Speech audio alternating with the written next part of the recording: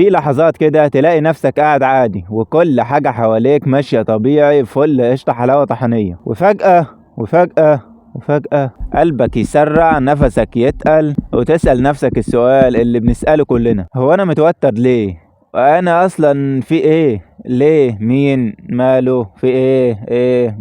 الغريب إن الإجابة بتكون ولا حاجة، nothing، مفيش بح. بس لو ركزت شوية نونو هتكتشف إن ولا حاجة دي فيها كل حاجة، لأن المشكلة مش في اللي بيحصل حواليك، المشكلة في اللي بيحصل جواك. الحقيقة ان احنا ورثنا جسم اتخلق يعيش في غابة، مش في شقة ولا مكتب ولا سوشيال ميديا، جسم معمول يستعد للأسد.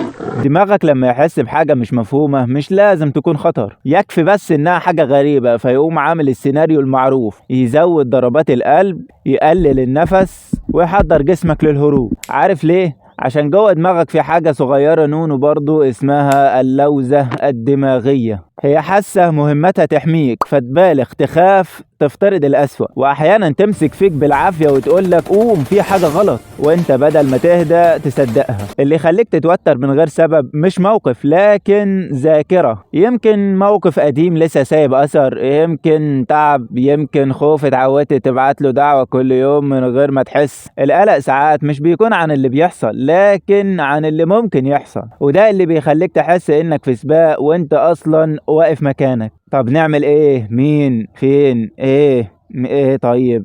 في ايه؟ ببساطة ترجع نفسك للحظة اللي انت فيها، تاخد نفس عميق من الاكسجين النقي، تسمي وتفهم، تفكر نفسك ان دماغك مش دايما بيكون صح، وان الخطر مش دايما خطر، ساعات بيكون مجرد فكرة عدت جنبك وقررت تعمل دوشة. قول لنفسك انا فاهمك وعذرك بس احنا بخير، والجسم هيصدق وهيبصم بالعشرة زي ما صدق الخوف هيصدق الهدوء. في الاخر التوتر من غير سبب مش ضعف ولا قلق زيادة، ده جسم بيحاول يحميك بس بطريقته القديمة، انت بس محتاج تعلم جسمك انه يعيش في الزمن الجديد. وكل مرة الخوف يخبط على بابك تقوله بهدوء شكرا بس مفيش خطر دلوقتي، ودعمني بلايك واشترك في القناة.